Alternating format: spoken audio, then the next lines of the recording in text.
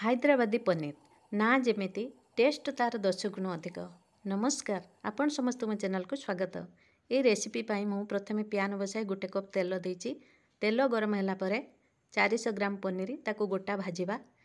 ପନିର କି ଭାଜି ସାରିଲା ପରେ ତାକୁ ବାହାର କରି ନେବା। ଉଭୟ ପଟ ନାଲି ହେଇଗଲା ପରେ ତାକୁ ଥଣ୍ଡା ପାଣିରେ ପନିର କି ଭିଜାଇ ନେବା। ପନିର ଆଉ ଟାଣ ହେବନି।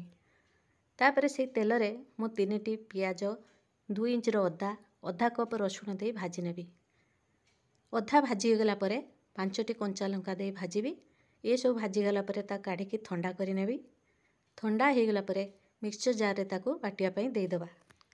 ଏହି ଭଜା ମସଲା ସାଙ୍ଗରେ ଅଧା କପ୍ ପୁଦିନା ପତ୍ର, ଅଧା କପ୍ ଧନିଆ ପତ୍ର ଓ ଅଳ୍ପ ପାଣି ଦେଇ ବାଟିବା। ମସଲା ଯେପରି ପାଣିଆ ନ ହେବ ସେଥିପ୍ରତି ଧ୍ୟାନ ଦେବା। ଏହି ମସଲାକୁ ଭଲ ଭାବେ ପ୍ଲେନ୍ କରି ବାଟି ନେବା। ବାଟି ସାରିଲା ପରେ ଏହି ମସଲାରେ ଅଧା କପ୍ ବସା ଦହି ଦେଇଦେବା। ଦେଇ ଭଲ ଭାବେ ବାଟି ନେଇ ଏକ ପାତ୍ରକୁ ବାହାର କରି ନେବା ଓ ମସଲାକୁ ଭଲ ଭାବେ ଗୋଳାଇ ନେବା। ତାପରେ ଗ୍ୟାସରେ ପ୍ୟାନ୍ ବସାଇ ତେଲ ଗରମ କରିବା। ସେଥିରେ ଶୁଖା ମସଲା ଗୁଜୁରାତି, ଡାଲଚିନି, ଲବଙ୍ଗ, ଗୋଲମରିଚ, ଶୁଖିଲା ଲଙ୍କା, ଗୋଟେ ବଡ଼ ଅଳେଇଚ ଦେଇ ମସଲାକୁ କଷିବା ଓ ବାଟିକି ରଖିଥିବା ମସଲାକୁ ଦେଇ ଗୋଳାଇ ନେବା। ତାପରେ ଶୁଖା ମସଲା ଗୋଲମରିଚ ଗୁଣ୍ଡ 1 ଚାମଚ, ଜିରା ଗୁଣ୍ଡ 1 ଚାମଚ, ଗରମ ମସଲା 1 ଚାମଚ, ଧନିଆ ଗୁଣ୍ଡ 1 ଚାମଚ, ଲୁଣ ଆଉ ହଳଦୀ ସବୁ 1 ଚାମଚ ଦେଇ ଗୋଳାଇ ନେବା। ମସଲାକୁ ସିଝିବା ପାଇଁ ଗୋଟେ ଢାଙ୍କୁଣୀ 2ରୁ 3 ମିନିଟ୍ ଢାଙ୍କି ଦେବା। 2-3 ମିନିଟ୍ ପରେ ଢାଙ୍କୁଣୀ ବାହାର କରି ଦେଖିବା ଆମର ମସଲା ସିଝି ଯାଇଛି, ତେଲ ଉପରକୁ ବାହାରି ଆସିଛି। ତାପରେ ଅଧା କପ୍ ଫ୍ରେଶ୍ କ୍ରିମ୍ ଦେଇ ମସଲାକୁ ଭଲ ଭାବେ ଗୋଳାଇ ନେବା।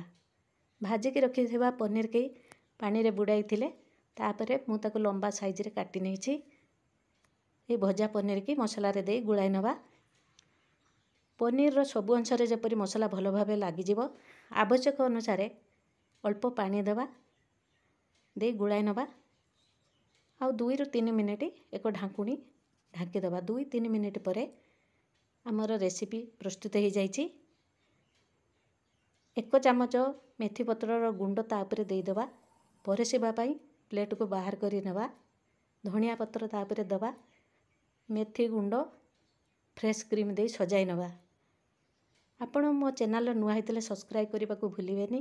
ଲାଇକ୍ କରିବେ, ସେୟାର କରିବେ, କମେଣ୍ଟ କରିବେ। ଆଉ ଏକ ନୂଆ ଭିଡ଼ିଓ ନେଇ ଆସିବା ପର୍ଯ୍ୟନ୍ତ ଅପେକ୍ଷାରେ ରହିଲି।